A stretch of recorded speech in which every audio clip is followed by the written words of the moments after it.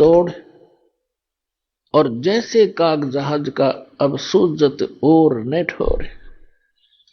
जैसे समुद्री जहाज के अंदर कौवे बैठकर चले जाते थे, क्योंकि रास्ते में यात्री आहार करते, खाना खाते हैं, पुण्यकर्मी प्राणी होते हैं, पशु पक्षियों को अवश्य कुछ अंश अपने भोजन का डालते हैं।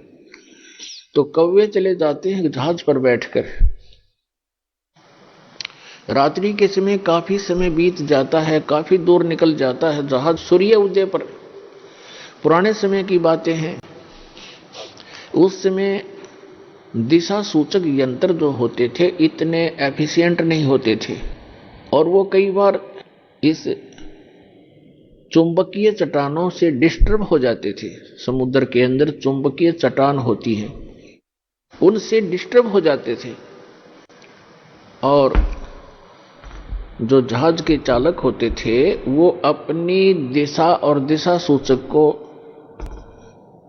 चेक करने के लिए, उसकी जांच करने के लिए जहाज पर बैठे हुए कौवे को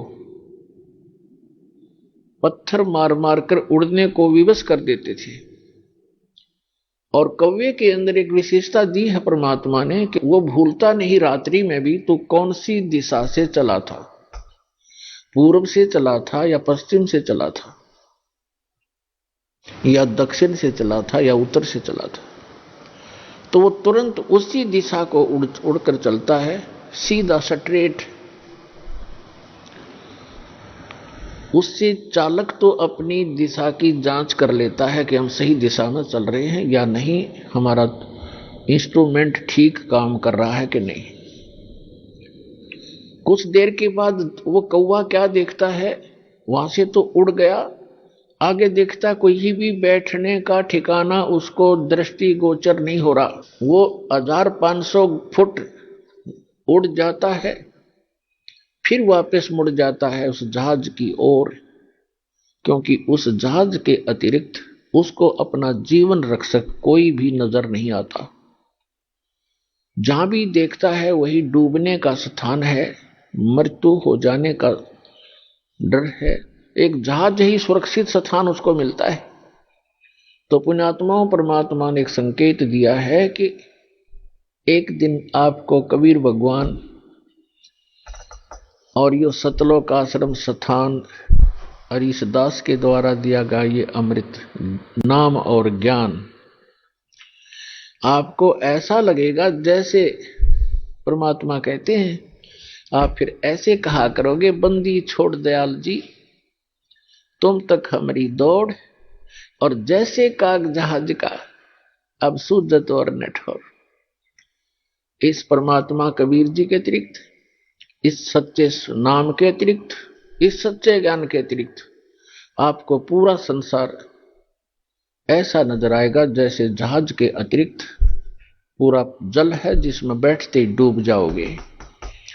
भावार्थ ये है परमात्मा का, यदि आप कबीर भगवान को और सतनाम को छोड़कर यदि आप अन्य संत की शरण में जाओगे तो डूबोगे, भगवान की भक्ति छोड़कर संसारिक इस काम में लग गए तो डूबोगे। तो इससे पार होने के लिए ये राम नाम का जहाज आपने छोड़ना नहीं पड़े, छोड़ना नहीं है। इसके अतिरिक्त आपको जहां भी कोई भी क्रिया है संसार के, वो आपको डुबोने की है, तारण की नहीं है। इतनी सी बात आपको कुछ दिनों में हृदय में दस जाएगी और तभी आप भक्त बनोगे। तो परमात्मा ने आके बताया है कि मानुष जन्म पाके जय नहीं रटे हरि नाम, जैसे कुआ जल बिना फिर बनवाया क्या काम। परमात्मा ने आकर ज्ञान दिया है कि मनुष्य जीवन प्राप्त करके जो प्राणी परमात्मा की साधना भक्ति नहीं करता उसका मानव शरीर ऐसा है जैसे वेल विदाउट वाटर, यानी कूप जल रहित। कितना सुंदर कुआ हो, कूप हो, और कितनी उसके ऊपर चित्रकारी कर रखी हो, उसमें जल नहीं है तो वो नाम भले कुआ है पर गुण कुएं के नहीं है। ठीक इसी प्रकार जो साधना भक्ति नहीं करते प्राणी मनुष्य जीवन पा करके, उनका नाम मनुष्य अवश्य है पर गुण मनुष्य के नहीं हो सकते। फिर दूसरी बात यह है कि जो साधना करते हैं एक पूर्ण परमात्मा की भक्ति इष्ट रूप में ना करके किसी अन्य देव को इष्ट बनाकर आन उपासना करते हैं, वो साधना करते करते भी फेल हैं, उनकी साधना भी व्यर्थ है। तो पुण्यात्मा, आज का वो शुभ दिन है, इस दास के जीव का उद्धार हुआ था और इस दास को उपदेश प्राप्त हुआ था, और उपदेश भी वो जिसको हम खोजते खोजते असंख्य युग हो गए थे, वो उपदेश सहज में प्राप्त हुआ था।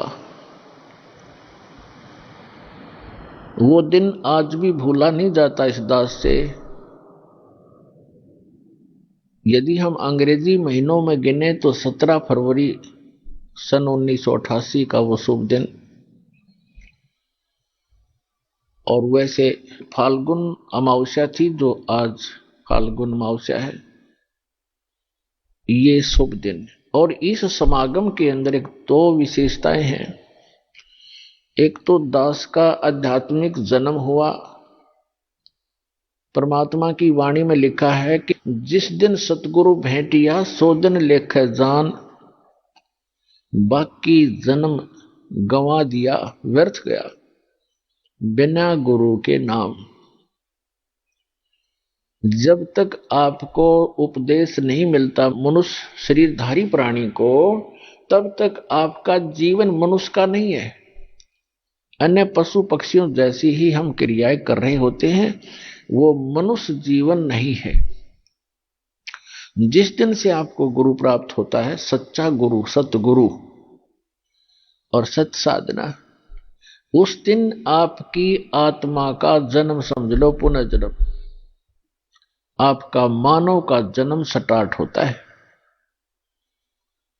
जिस दिन सतगुरु भेंटिया सो दिन लेखे जान, और बाकी समय व्यर्थ गया गंवा दिया बिना गुरु के ज्ञान। तो दास को ये उपदेश प्राप्त हुआ, ये वो शुभ दिन है। और दूसरा इस समागम का महत्व है कि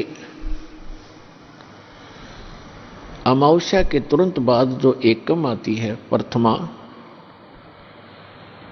उस दिन सन 1997 में इस दास को परम अक्षर ब्रह्म पूर्ण परमात्मा सत्य पुरुष कबीर देव जी ने दर्शन दिए, और इस समय को जो कि उन्होंने निर्धारित किया हुआ था, उसको बताया कि सार्थक समय है, अब इस सार नाम का दान करना प्रारंभ कर दे।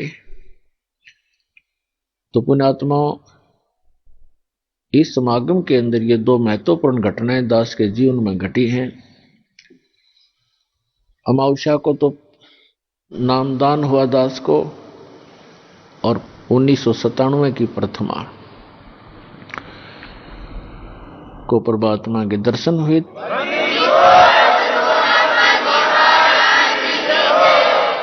इस सतनाम को और सारनाम को गुप्त रखना था, और इतना इंपॉर्टेंट मंत्र है ये, इसको अभी तक डिस्क्लोज नहीं करना था।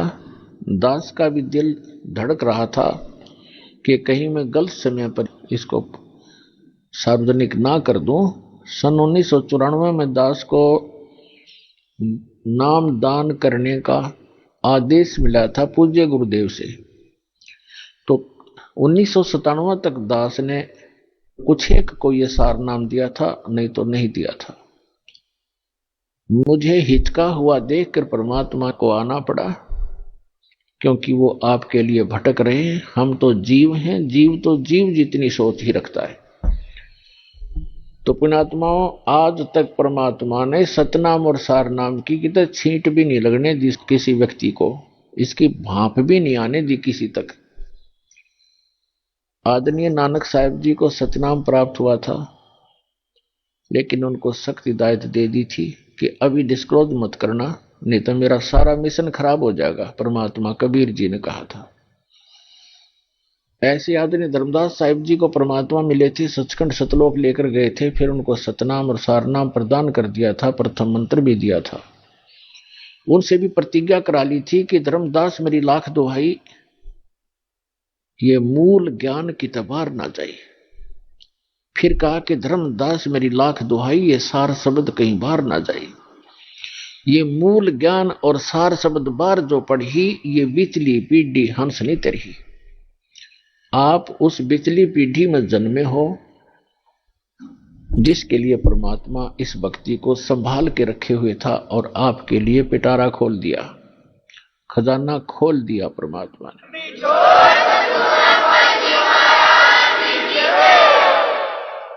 आदरणीय गरीबदास साहिब जी को परमात्मा मिले, उनको कंप्लीट स्पिरिचुअल नॉलेज उनके अंतःकरण में फीड कर दिया, उन्होंने फिर वो लिखवा दिया।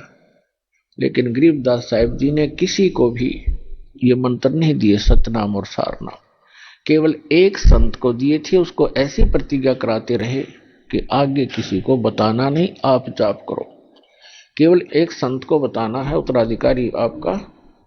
तो वो परंपरा चलती चलती मेरे पूज्य गुरुदेव जी के पास आई, उनसे आगे इस दास को प्राप्त हुई, जो आज परमात्मा ने इस बीज को बखेर दिया और पूरे विश्व को ये नाम अब देने का आदेश है।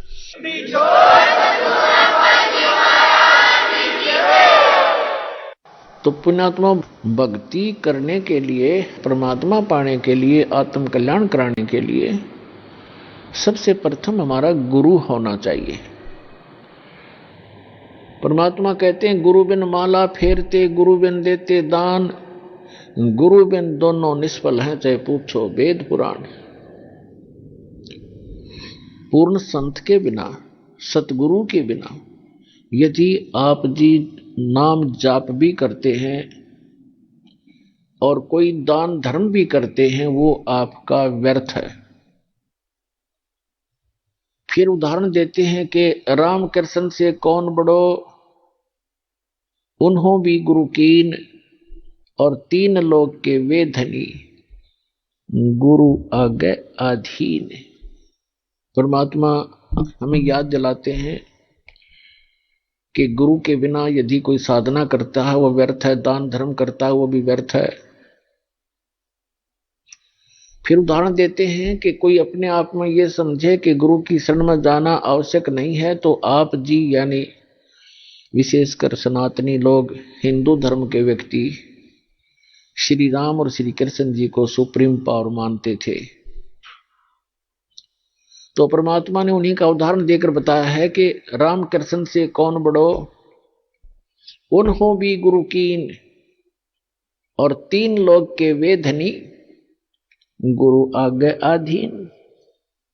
श्री राम और श्री कृष्ण जी ने भी गुरु धारण किए, तो आप अपनी सतीथि से परिचित हो जाना कि आपका कैसे गुजारा होगा, आपका निर्वाह कैसे होगा बिना गुरु बनाए और भक्ति किए। उन्होंने भक्ति की, उन्होंने गुरु भी बनाए, आप जी जिनको भगवान मान रहे हो। तो पुण्यात्माओं, बुद्धिमान को संकेत पर्याप्त होता है। परमेश्वर कबीर जी ने कहा था कि तीन लोक सब राम जपत है, जान मुक्ति को धाम, और वशिष्ठ मुनि ने श्री राम को दिया ओम नाम। क्या बताते हैं कि आप जी तो श्री रामचंद्र जी पुत्र दशरथ जी को एक भगवान मानकर उसकी पूजा करते हो, और कहते हैं तीन लोक सब राम जपत हैं, रामचंद्र श्री राम सीताराम, और जान मुक्ति को धाम श्री राम वशिष्ठ गुरु कियो, और उनको भी दीनो ओम नाम। रामचंद्र जी तो ओम नाम जप पर, तुम राम राम जपो, देख दो अगली बात तुम्हारी। कबीर साहब कहते हैं देखो भाई अकल का टोटा, ये अकल का टोटा न्यों बताया, बगैर ज्ञान के इंसान ऐसे भ्रमित है। फिर बताते हैं अपनी महिमा आप ही सुनाते हैं, दूसरा कोई है नहीं जिसके ऊपर परमात्मा उस एग्जाम्पल कोड करें। आप आरती आप साजे आप किंगर आप बाजे आप ताल झांझ झनकारा आप नचे आप देखन हारा, कहे कबीर ऐसी आरती गाऊं आप मध्य आप सुनाऊं। तो क्या बताते हैं कबीर साहब, कहते हैं कि सतगुरु के उपदेश का लाया एक विचार, जय सतगुरु मिलते नहीं तो जाते नरक द्वार। नरक द्वार में दूत सब करते खेचातान, उनसे कभू न छूटता फिर फिरता चारों खान। चार खानी में भरमता कभू न लगता पार, सो फेरा सब मिट गया मेरे सतगुरु के उपकार। सात समुद्र की मसी करूं लेखनी करूं बन राय, धरती का कागज करूं गुरु गुण लिखो न जाए। पुण्यात्माओं, आप बालक हो, बच्चे हो, बिल्कुल नादान बालक, जो ये भी नहीं जानता कि मैं जिस गड्ढे में गिरने जा रहा हूं ये मेरी मृत्यु का कारण बन सकता है। आप ये भी नहीं जानते कि जिस सर्प को मैं पकड़ने जा रहा हूं ये आपको डस लेगा और आपकी जान का घातक, जीवन का घातक बन जाएगा। आप इतने अबोध हैं, आप ये नहीं जानते हो कि जो बिजली का तार नीचे टूट कर गिरा हुआ है, स्पार्किंग कर रहा है, लूज हो रहा है, उसको आतिशबाजी जानकर वो बालक नादान पकड़ने की चेष्टा करता है और मृत्यु को प्राप्त हो जाता है। तो पुण्यात्माओं, आप जी को जब इस गंदे लोक का ज्ञान होगा, आप जहां रह रहे हो, आप जिस माया रूपी सर्प को पकड़ने के लिए सारा जीवन बर्बाद कर देते हो, ये माया रूपी सर्प आपको खा जाएगा। लेकिन परमात्मा की शरण में आने के बाद आपको ये सर्प मिलेगा, लेकिन इसके दांत निकाल दिए जाएंगे। ये परमात्मा आपको धन देगा,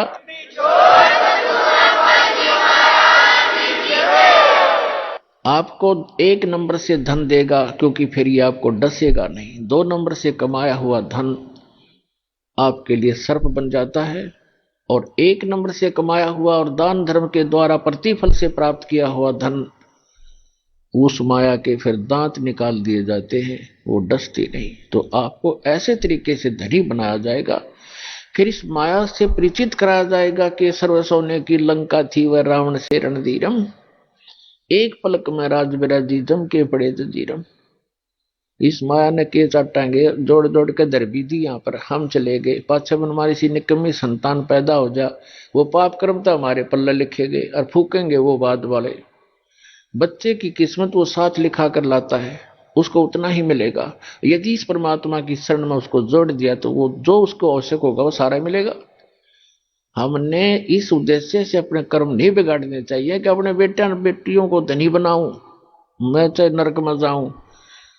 इसको कहते हैं आप स्पार्किंग वाले तार को पकड़ने जा रहे होते हो, पकड़ रहे होते हो। अब क्या बताया है कि आप इतने बालक हो, परमात्मा ने इन 3-4 अमृतवाणी में क्या बताया है कि परमात्मा स्वरूप संत, परमात्मा की कृपा पात्र उस सतगुरु से जो उपदेश मिल जाता है, फिर आपको ये बातें याद आवेंगी कि हे परमात्मा, जब कितना कहर हमारे ऊपर टूट पड़ता यदि ये नाम ना मिलता। परमात्मा कहते हैं कि सतगुरु के उपदेश का लाया एक विचार, और जय सतगुरु मिलते नहीं जाते नरक द्वार। ओए होए, पुण्यात्मा हमारे को मिसगाइड कर रखा है यहाँ पर। भक्तिहीन तत्व ज्ञानहीन संतों ने, संत के रूप में इन अज्ञानियों ने। कोई तो कहता कहीं स्वर्ग नहीं, कोई नरक नहीं, कोई कहता सतलोक में प्रकाश ही प्रकाश है, प्रकाश ही प्रकाश है, उसमें आत्मा से लीन हो जाती है जैसे बूंद समंदर में। इनको कहते हैं नीम हकीम खतराए जान, little knowledge is the dangerous thing. अब क्या बताया परमात्मा ने कि यहां जो बोले गए शब्द हैं, शब्द स्वर्ग भी है, शब्द नरक भी है, शब्द संसारिक दुख सुख अलग हैं। तो ये अज्ञानी लोग कहते हैं कि यही स्वर्ग है, यही नरक है। जो यहां दुखी है वो नरक भोग रहा है, सुखी है वो स्वर्ग भोग रहा है। नहीं, ये तो बालकों के मन गढ़ंत चुटकले होते हैं, कहानियां होती हैं। सदग्रंथों को आधार मानकर हमने अब पुनः अपना भक्ति मार्ग को सेट करना है, अपने भक्ति साधना को प्रफुल्लित करना है। तो क्या बताते हैं कि सतगुरु के उपदेश का लाया एक विचार, यदि सतगुरु मिलते नहीं जाते नरक द्वार, नरक द्वार में दूत सब करते खेचा ताण, उनसे कबू ना छूटता फिर फिरता चारों खान।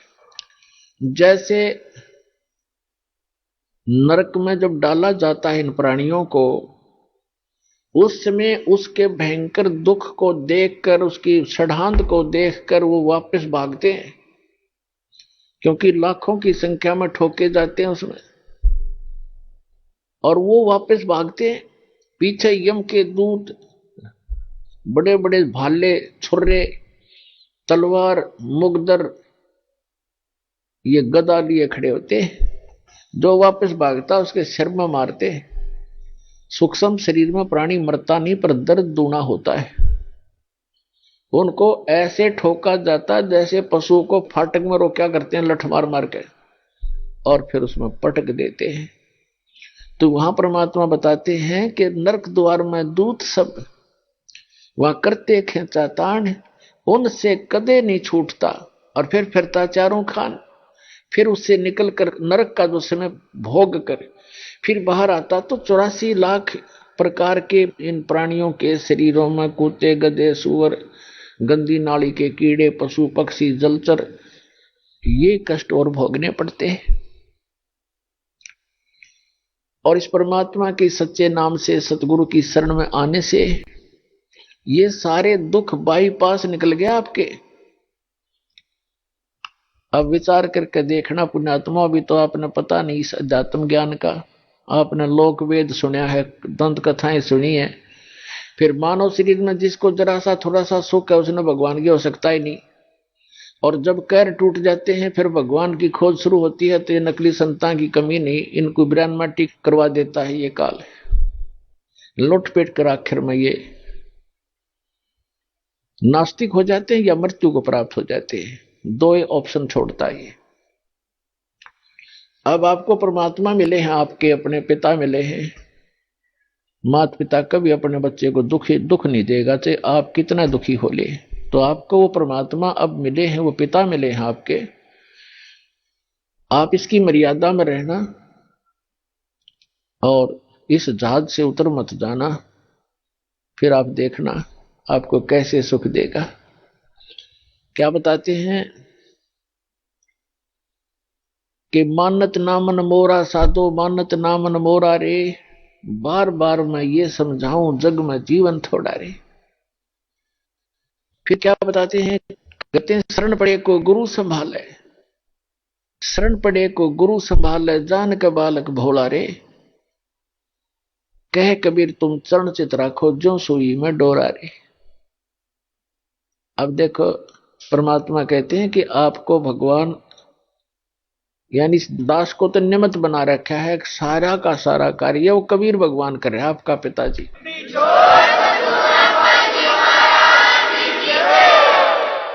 उसके लिए उन्होंने बताया है कि जैसे ये दास एक उस परमात्मा का चलता फिरता एक पावर हाउस है, लेकिन मेन पावर हाउस तो वो खुद है मालिक। वो थर्मल प्लांट है जहां से बिजली बनती भी है और आपको हमें प्राप्त भी हो रही है। इससे आपको आगे कनेक्शन मिल गए। जैसे आप कोई मोबाइल कनेक्शन ले लेते हो, कोई तार नहीं, कोई कनेक्शन जोड़ा दिखता नहीं और सारा काम कर रहा है, और जिस दिन आप उसका बिल नहीं भरोगे तो कनेक्शन ऑटोमेटिक वहीं से कट जाएगा, आपको बताने की जरूरत नहीं पड़ेगी। तो इस प्रकार ये दास एक चलता फिरता परमात्मा की पावर का एक छोटा वो समझ लो पावर हाउस, और इससे जिसको कनेक्शन मिलेगा उसके घर में वो पावर आएगी, उस परम पिता की थ्री फेस की। और इसकी जो मर्यादा में रहना और इसका टैक्स आप भरते रहना, यानी आपकी मजदूरी करते रहना, दान धर्म करते रहना, या नाम की मजदूरी, राम नाम की कमाई करते रहना, तो आपका कनेक्शन ठीक रहेगा, तो पावर आपके घर पर आपका काम करती रहेगी। और जो पावर से काम होता वो मैनुअली नहीं हो सकता। जैसे पशुओं का चारा काटा करते हाथ से, ऐसे मशीन थी, अब भी है गांव में गरीबों के पास, तो वो हाथ वाला काम तो मैनुअल जितना ही होता है। जब उसमें लगा दी मोटर और पावर का कनेक्शन मिल गया, कट कट कट कट 1 घंटे में ढेर लगा देती है। आटा पीसा करते हाथ से, वो मैनुअल 2 घंटा में जाकर 2 किलो पिसा करता, अरे 2 घंटा में ठोक दे, पीट दे 10 क्विंटल आटे को, और हाथ नहीं लगाना, कोई प्रयत्न नहीं, मेहनत नहीं। तो परमात्मा की पावर से जो आपके संसारी कार्य होंगे ऐसे अनोखे से होंगे। आपको अभी तक पावर का कनेक्शन नहीं मिला था, उन नकली पावर हाउसों से तुम कनेक्शन लिए बैठे थे, जो कीकर के लटकर तार बांध रहे थे अपने, और कहे थे पावर हाउस जितने भी संत और महंत और ये आचार्य और शंकराचार्य। तो सौभाग्य आपका कि आपको उस पावर का कनेक्शन मिल गया। फिर इस पावर के काम देखियो आप, ठीक है, ये अदृश्य कार्य होते हैं। इस यहाँ की भौतिक पावर का हमने अलग से दिखाई देता, पर ये भी कुछ दिन में आपने न्यारा दिखाई देगा। आप कल्पना भी नहीं कर सकोगे ऐसे सुख देगा आपको। और आप किसी को बताओगे, आपको शर्म आओगी कि गंदे नाटेगा और मन झूठा बनाओगा, एक झूठ बोल रहा है, और आपका कलजा फटन न हो रहा होगा, किसने बताऊं।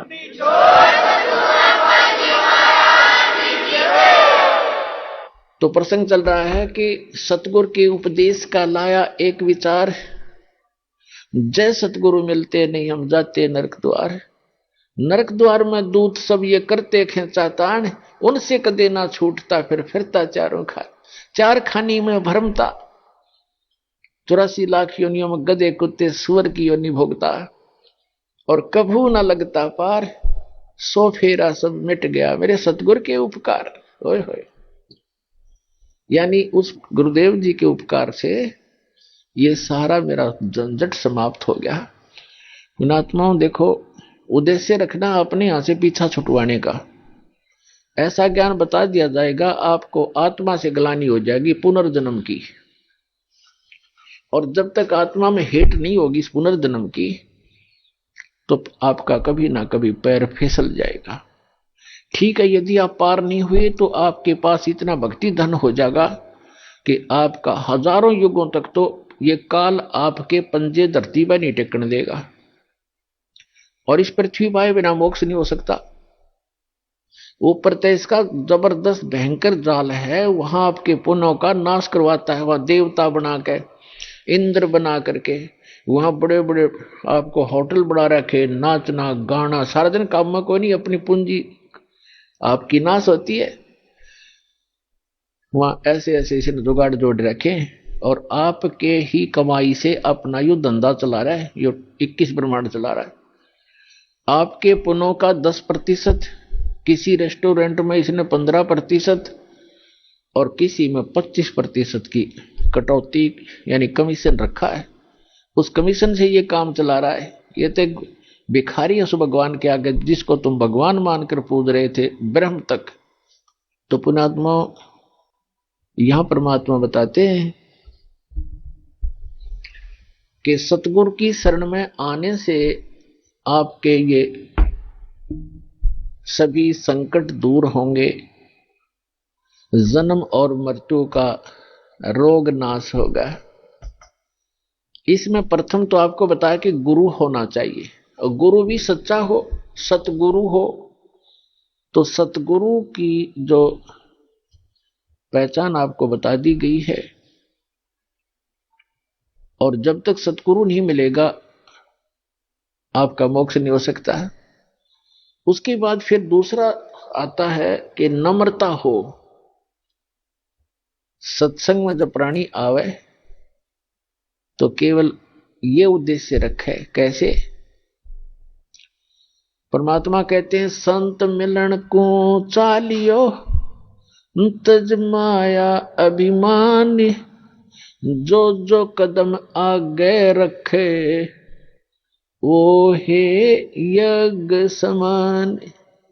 संत मिलन को चालियो तज माया अभिमान, और जो जो कदम आगे को रखे सो सो यज्ञ समान। अब जैसे आप यहां आते हो, आप चाहे कितने धनी हो, कितने आप उच्च पोस्ट प्राप्त हो, चाहे यहाँ का प्रधानमंत्री हो, चाहे पूरी पृथ्वी का राजा हो, परमात्मा के मिलने के लिए जब चले, यानी सतलोक आश्रम बरवाला की तरफ जब चले, कहते हैं संत मिलन को चालियो तज माया अभिमान, और जो जो कदम आगे को रखोगे फिर माया अभिमान से लैस होकर के, रहित होकर के, एक आत्म रूप में, एक दास रूप में आप इधर को प्रस्थान करोगे। आपके एक कदम के रखने की कितनी वैल्यू बताई है, कितना पुण्य होगा आपको। एक अश्वमेघ यज्ञ के तुल्य आपको एक कदम का पुण्य होगा। चाहे आप गाड़ी में आते हो, चाहे अपनी किसी मोटरसाइकिल कार में आते हो, चाहे बसों से आते हो, ये सारे कदम हैं। जैसे किलोमीटर होते हैं तो संतों ने इसको कदमों में मापा है कि वहां से यहां तक जितने भी आपके कदम रखे गए, जितने कदम बने, कहते हैं उतने ही यज्ञों का पुण्य मिलेगा यदि आप इस भाव से सत्संग के अंदर आओगे। जैसे रोगी होता है, रोगी को यह पता लग जाता है कि दीर्घ रोग है, और यहाँ के लोकल हॉस्पिटल के डॉक्टरों ने मना कर दिया है कि आप जाइए ऑल इंडिया इंस्टीट्यूट दिल्ली में। तो वहां जब ये डायरेक्शन मिलकर इंसान जाता है तो वहां चाहे प्रधानमंत्री हो और चाहे कोई फैक्ट्री मालिक हो, कितना उच्च पोस्ट प्राप्त व्यक्ति हो, उस समय उसको अपनी जान दिखाई देती है, अपनी पोस्ट पद दिखाई नहीं देता। डॉक्टर कहता है लेट जाइए, वो तुरंत लेट जाता है। डॉक्टर कहता है ये कपड़े निकाल दीजिए, तुरंत निकाल के रख देता है। उस समय उसके नखरे खत्म हो जाते हैं और तभी वो उपचार प्राप्त करता है। जब तक डॉक्टर के आज्ञा का पालन करता रहे, चाहे कुछ भी कहे वैसे ही, जहां लेटने को कहे वहीं लेटना पड़ेगा, जहां बैठने को कहेगा वह बैठना पड़ेगा, और कहेगा मुंह खोल सांस तेज ले, वो सारा कुछ करना पड़ेगा, तो तभी वो अपना उपचार करवा पाएगा। तो ठीक इसी प्रकार जब आप सतलोक आश्रम बरवाला की तरफ आवे, संत मिलन को चालिए तज माया अभिमान, और जो जो कदम आगे रखे ओ हे यज्ञ समान, तो आपको इतना पुण्य मिलता है यहाँ आने का। आप क्योंकि संत है नहीं पृथ्वी पर कोई, संत मिलन को चालिए, संत की तरफ चलने मात्र से इतना लाभ है, फिर यहाँ का किक लाभ होगा वो तो गिनती नहीं हो सकती। अब जब तक अभिमान है ये प्राणी उभर नहीं सकता। एक नित्यानंद नाम के संत हुए हैं, नित्यानंद नाम के, वैसे वो ब्राह्मण जाति में जन्मे थे, लगभग 250 वर्ष पूर्व की बात है। उनका घर का नाम था श्री नंदलाल, नंदलाल नाम था उनका। उनके माता पिता बचपन से ही मर गए थे, मृत्यु को प्राप्त हो गए थे। उनका पालन पोषण नाना नानी के घर हुआ था। उनके नाना जी जो थे, नंदलाल जी के नाना जी नारनौल के नवाब के यहाँ एक ऊंच पोस्ट प्राप्त थे। और जब ये नंदलाल जी युवा हुए, ब्राह्मण कुल में थे ये, तो इनको भी वहां एक तहसीलदार की पोस्ट पर नियुक्त करवा दिया। नंदलाल जी तहसीलदार थे, घोड़ा इनको प्राप्त था, बन ठन कर चलते थे। उसमें जो तहसीलदार की वैल्यू जनता में होती थी, इज्जत होती थी, आज के तो मेरे ख्याल में मंत्री की बिना होगी। नंदलाल जी का विवाह हो गया था, संतान प्राप्ति अभी हुई नहीं थी। अब कहते हैं ना जाने कब भाग्य उदय हो जाता है प्राणी का। एक दिन नंदलाल जी अपने महल के, अपने मकान के छत पर, गर्मियों के समय में छत पर टहल रहा था। रात्रि में नींद आई नहीं।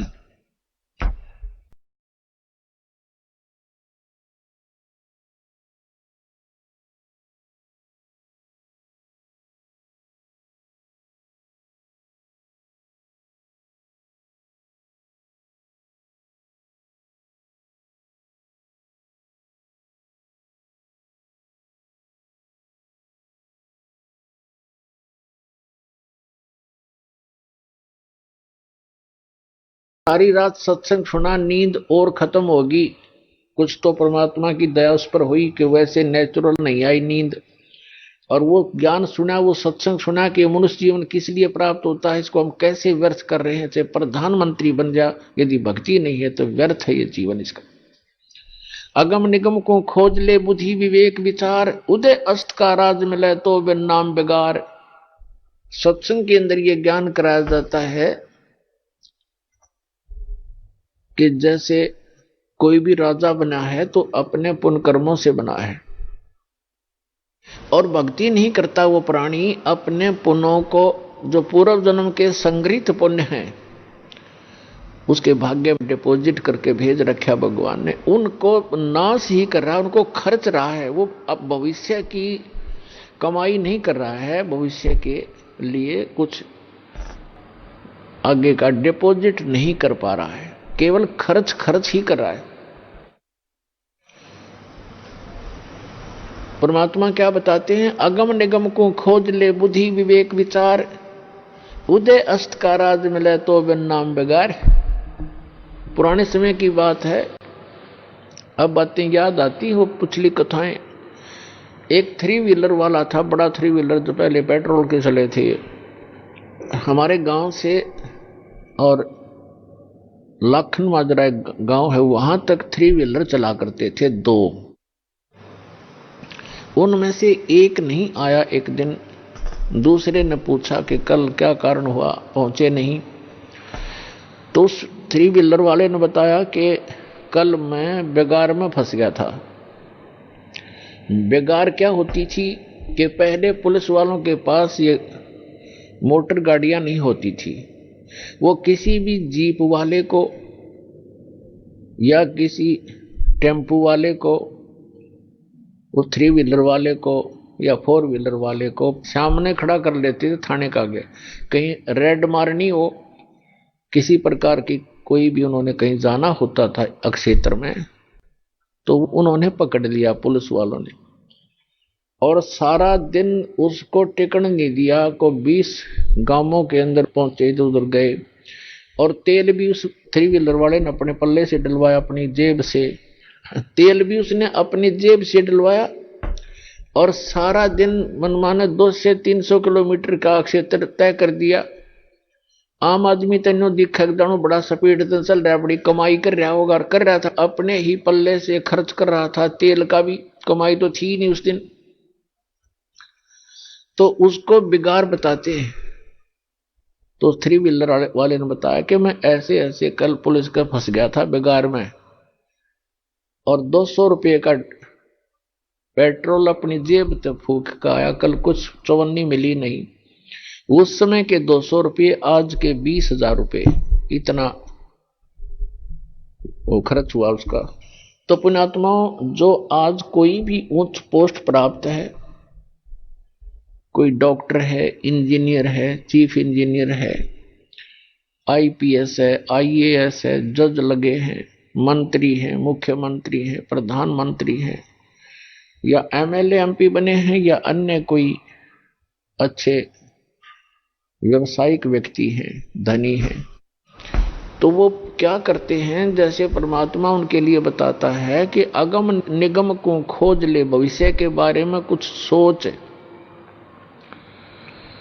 और बुद्धि विवेक विचार, उदय अस्त का राज मिले तो वे नाम बिगाड़े, पूरी पृथ्वी का यदि राजा हो, और तो छोड़ो सारे छोटे मोटे शासकों को, कहते हैं पूरी पृथ्वी का राजा हो और उसके पास ये सत्य भक्ति ना हो,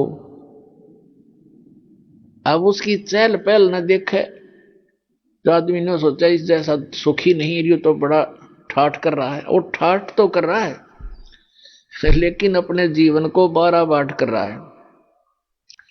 पिछले जन्म के पुण्यों को अपने ही पल्ले से खर्च कर रहा हो चक्रवर्ती राजा बनकर, और भविष्य की कमाई उसकी बन नहीं रही, क्योंकि वो बेगार कर रहा है। बेगार तो बेगार वाले की इनकम नहीं होती पर स्पीड पूरी होती है। राजा का पूछकर एक छोटी सी स्टेट के चीफ मिनिस्टर का शेड्यूल पूछ लो, जिनका कितना होता है, 6 तो मीटिंग अटेंड करेगा, फिर कोई एमएलए भागने को हो रहा है उसकी चिंता में टेंशन में फोन पर फोन करेगा, और फिर इसी व्यवस्था में पूर्व जन्म के पुण्यों को नाश करके और हाथ झाड़ के चला जाता है। परमात्मा बताते हैं कि क्या मांगू कुछ थिर ना रहाई, और देखत नैन चला जग जाई, 1 लख पूत 1.25 लाख नाती, उस रावण के दीवान बाती। और कहते हैं कहे कबीर अंत की बारी, जैसे हाथ झाड़ कर चला जुआरी। ये प्राणी ऐसे जाता है जो सतभक्ति नहीं करता, केवल इस राजपाट या इस संसार के झूठे ठाठ को ही संग्रहित करने में लगा रहता है, जैसे जुए में हारा हुआ जुआरी हाथ मसलता जाता है, खाली हाथ जाता है, रोता पीटता जाता है। तो परमात्मा कहते हैं कहे कबीर अंत की बारी, जैसे हाथ झाड़ कर चला जुआरी, ऐसे जाओगे सतभक्ति नहीं करते तो। अब नित्यानंद जी अपने मकान की छत के ऊपर ये सब ज्ञान सुनकर विचलित हो गया, इतना प्रभावित हो गया, तड़फ उठी आत्मा कि क्या कर रहा हूं मैं, और करना क्या चाहिए था। कुछ ब्राह्मण घर में जन्म, ब्राह्मण लोग परमात्मा को अवश्य याद करते थे, चाहे गीता के माध्यम से, चाहे श्री कृष्ण जी के रूप में, लेकिन पोस्ट प्राप्त होने के बाद इस जीव में अभिमान हो जाता है। आइए अब हम उन श्रद्धालुओं के अनुभव जानते हैं जो जगत गुरु तत्वदर्शी संत रामपाल जी महाराज जी से दीक्षा प्राप्त कर चुके हैं तथा उनके द्वारा बताए गए भक्ति मार्ग पर चल रहे हैं। नमस्कार सर। सर साहब सर। सर क्या नाम है आपका? Sir Jugaldas Lavanshi sir. Sir कहाँ से आए हैं आप? सर ग्राम बिजावन कला, तहसील बैरज से, जिला भोपाल, मध्य प्रदेश से आया हूँ सर मैं। सर संत रामपाल जी महाराज से नाम दीक्षा आपने कब ली? सर संत रामपाल जी महाराज की शरण में सर मैं 23 मार्च सन 2017 में आया सर। सर संत रामपाल जी महाराज से नाम दीक्षा लेने से पहले आप क्या भक्ति साधनाएं करते थे? सर संत रामपाल जी महाराज की शरण में आने का ये रहा सर, मैं पहले सन 2011 में सर आसाराम बापू जी की शरण में गया था सर। मेरा भैया थे सर, बड़े भैया, उन्होंने आसाराम बापू जी से दीक्षा ले रखी थी सर। उन्होंने बोला ये ब्रह्म गुरु है, इनसे नाम दीक्षा ले ले, तेरे सब रोग दूर हो जाएंगे और मोक्ष होगा, शांति मिलेगी, नाम दीक्षा ले ले। तो सर उनके बड़े भैया के कहने पे सर मैंने सन 2011 में आसाराम बापू जी से नाम दीक्षा लिया सर। उसके बाद सर आसाराम बापू जी से नाम दीक्षा लेने के बाद सर मेरे को हार्ट अटैक की बीमारी थी सर। सांस लेने छोड़ने में सर दर्द होता था सर सीने में। तो सर मुझे आशा थी कि सर शायद यहाँ से मेरा ये दुख दूर हो जाए सर। और सर आर्थिक स्थिति भी ठीक नहीं थी सर, पैसे भी नहीं मिलते थे सर आने जाने के लिए किराए के। तो सर उन आसाराम बापू जी की शरण में जाने के बाद सर मैं सन 2011 से 2016 तक रहा सर। लेकिन सर मेरी ना आर्थिक स्थिति ठीक रही, ना घर में अशांति बनी रहती है, ना वो दूर हुई सर। और ना सर मेरा हृदय का रोग जो था सर, हार्ट अटैक जैसा आता था सर, झटका लगता था, मतलब सांस ना लेने की बनती थी ना छोड़ने की बनती थी, एकदम जैसे कि मतलब मरी जाए इंसान, ऐसा झटका लगता था सर। तो आसाराम बापू जी की शरण में जाने के बाद सर वहां से मुझे इसमें से कोई लाभ नहीं हुआ है सर। तो सर सन 2016 के बाद में सर हमारे सर मौसा जी हैं सर, उनके यहाँ मैं एक दिन गया सर। मौसा जी के यहाँ कभी कभी जाते रहते थे। तो मौसा जी संत रामपाल जी महाराज की शरण में पहले से थे। तो सर उनके यहाँ मैं गया एक दिन। तो सर वहाँ मैंने देखा सर शाम को सत्संग चल रहा था सर, और वो ऐसे सर आड़ा होके ऐसा कुछ प्रणाम करते थे। तो मैंने पूछा सर मौसा जी आप ये क्या करते हो? तो उनने बोला है संत रामपाल जी महाराज है, इनसे हमने नाम दीक्षा ले रखी है, इनको दंडवत प्रणाम करना पड़ता है, साक्षात परमेश्वर है।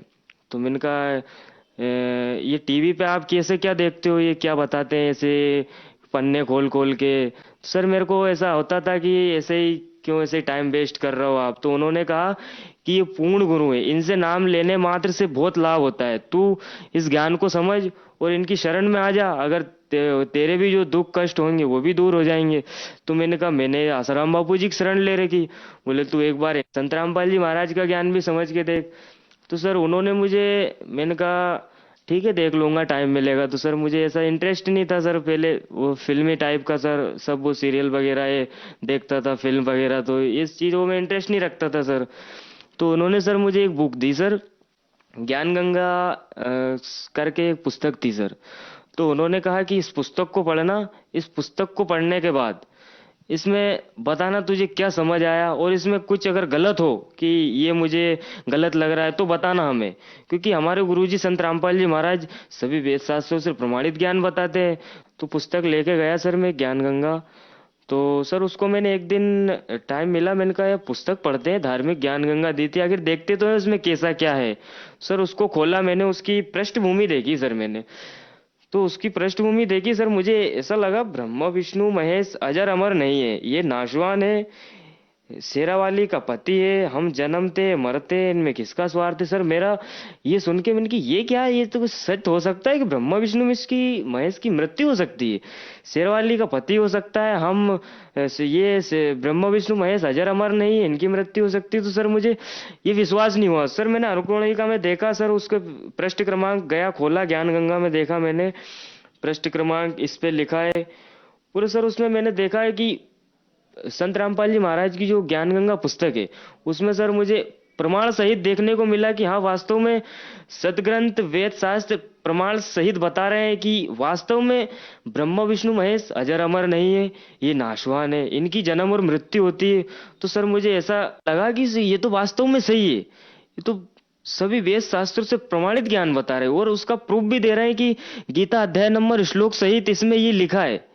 तो सर उसको हमने देखा कि ये तो मतलब वेदों से और सभी शास्त्रों से प्रमाणित ज्ञान बता रहे हैं, हम कहाँ भटक रहे थे। तो संत रामपाल जी महाराज ने जो ज्ञान गंगा में वेदों से शास्त्रों से प्रमाणित ज्ञान बताया है, तो उससे हमें ज्ञान हुआ कि वास्तव में ये तो सत्य ज्ञान है। आज तक हम कहाँ भ्रमित हो रहे थे, भटक रहे थे। तो सर मैंने मौसा जी से कहा कि हम नाम दीक्षा ले सकते हैं संत रामपाल जी महाराज से? तो उन्होंने कहा क्यों नहीं, आपको ज्ञान समझ में आए, आपको आपकी इच्छा है नाम लेने की, तो आप बिल्कुल संत रामपाल जी महाराज की शरण में आके नाम दीक्षा ले सकते हैं। फिर उन्होंने वहाँ गांधीग्राम आश्रम पर ले गए वो, और उन्होंने संत रामपाल जी महाराज से नाम दीक्षा लेने को कहा। तो सर हमने संत रामपाल जी महाराज से नाम दीक्षा लिया सर। सर आपने बताया कि आपको हार्ट की बीमारी थी, 7 साल तक आप इस बीमारी से जूझते रहे, मात्र इतनी सी छोटी उम्र में आपको हार्ट की बीमारी हो गई। आप आसाराम जी के पास गए, लेकिन वहां से आपको कोई लाभ नहीं मिला। फिर संत रामपाल जी महाराज के किसी शिष्य के कहने पर आपने संत रामपाल जी महाराज से नाम दीक्षा ली।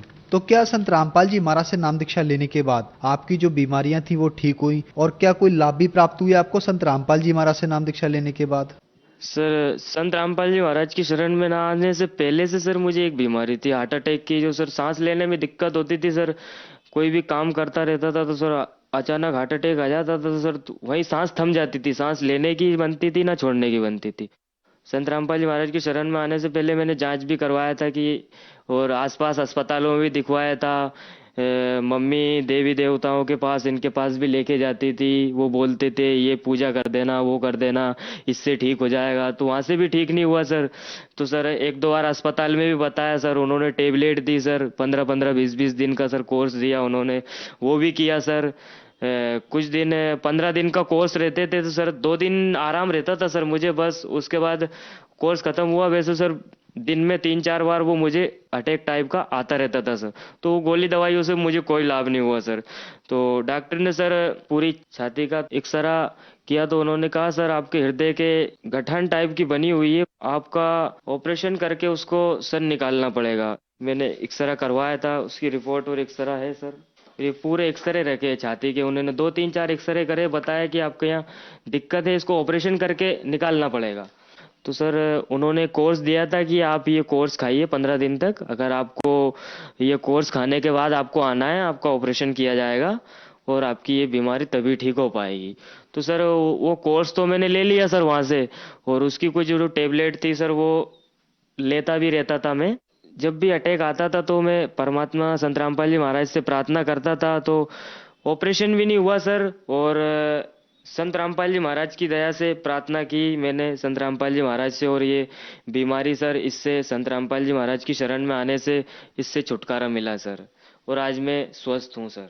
और सर मेरे को पढ़ाई में भी बिल्कुल भी मन नहीं लगता था सर। पढ़ाई में पढ़ता था तो ध्यान कहीं और रहता था, और बिल्कुल पढ़ाई में मन नहीं लगता था। मतलब स्कूल जाता था तो भी आया और अपना वही दोस्तों के साथ इधर उधर निकल जाता था। पढ़ाई में मन लगता ही नहीं था सर। संत रामपाल जी महाराज की शरण में आने से पढ़ाई में सर अच्छा मन लगने लगा। और सर जब 10th क्लास की बोर्ड परीक्षा पास आने लगी तो सर मैंने संत रामपाल जी महाराज से प्रार्थना करी, दाता मैं तो आर्थिक स्थिति मेरी घर की ठीक नहीं है सर, तो परमात्मा मैं तो कोचिंग भी नहीं लगा सकता हूँ, जितना होगा परमात्मा मैं तो घर पे ही पढ़ूंगा दाता, और आप ही इस बोर्ड परीक्षा में इस दास को सफलता दिलाना। और जैसे सर मैंने एग्जाम दिया, एग्जाम देने जाता था मैं संत रामपाल जी महाराज को प्रणाम करके जाता था, दाता आप ही दया रखना। तो सर जैसे मेरे बोर्ड के एग्जाम खत्म हुए तो सर जैसे रिजल्ट आया तो उसमें मैंने देखा तो सर मेरे 71.2% थे सर। और उसके पहले जब संत रामपाल जी महाराज शरण नहीं लिया तो सर मेरे 40-50 यही परसेंट आता था सर। और संत रामपाल जी महाराज की शरण में आने के बाद सर वो मेरा रिजल्ट इतना अच्छा आया, दोस्त लोग बोलने लगे कि आखिर ये हुआ कैसे, तू ना कोचिंग गया ना घर पे अच्छे से पढ़ता था, तेरे इतने परसेंट कैसे बन गए। हम तो कोचिंग जाते थे, हमारा तो 40-50 पे हम अटक गए, हम कोचिंग जाकर भी हम इतना नहीं कर पाए, इतना तूने बिना कोचिंग से कर लिया।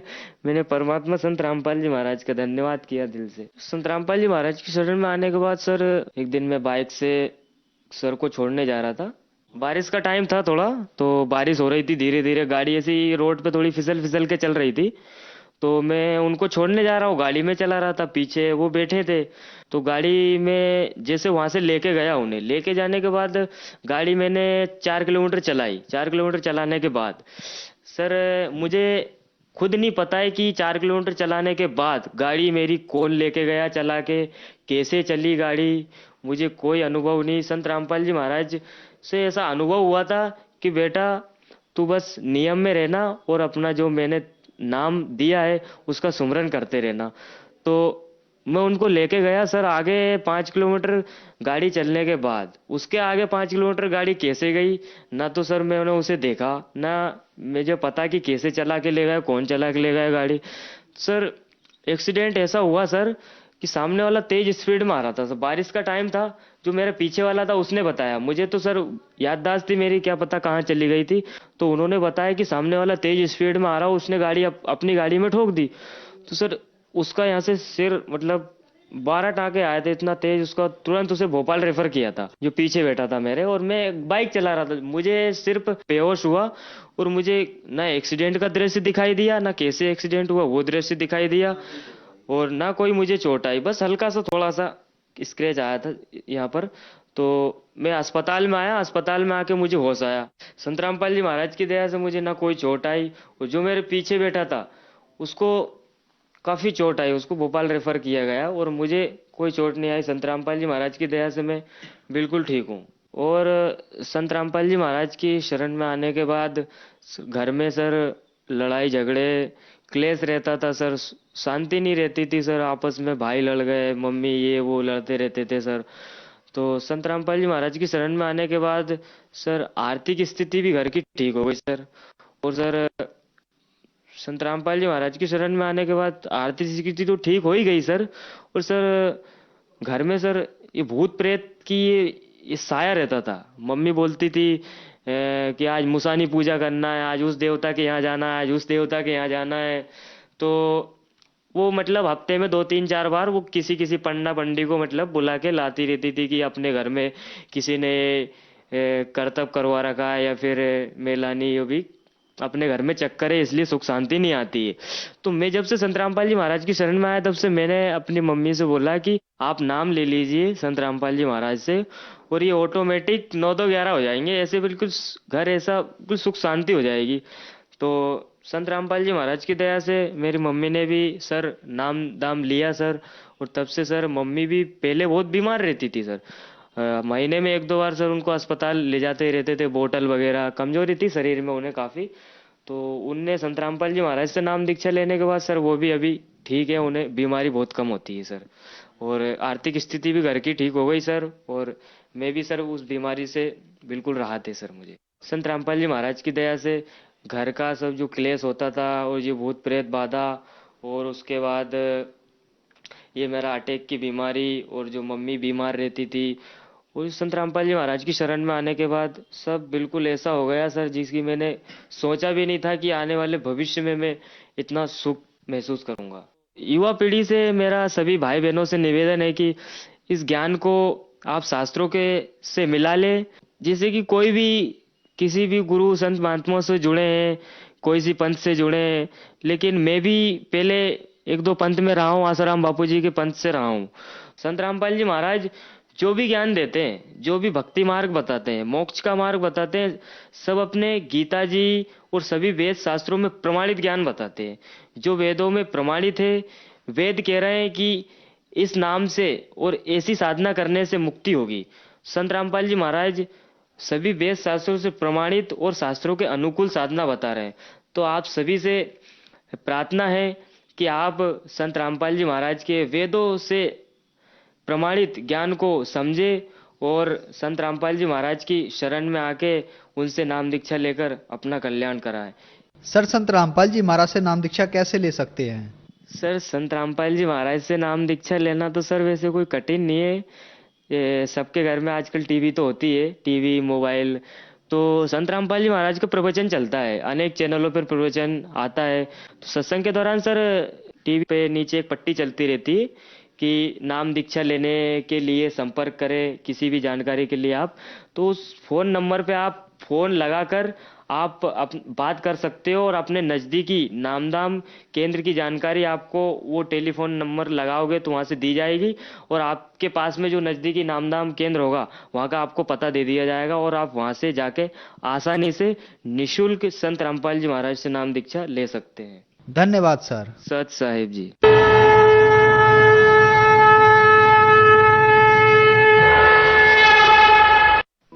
आप सुन रहे थे जगत गुरु तत्वदर्शी संत रामपाल जी महाराज के मंगल प्रवचन। अधिक जानकारी के लिए संपर्क करें 8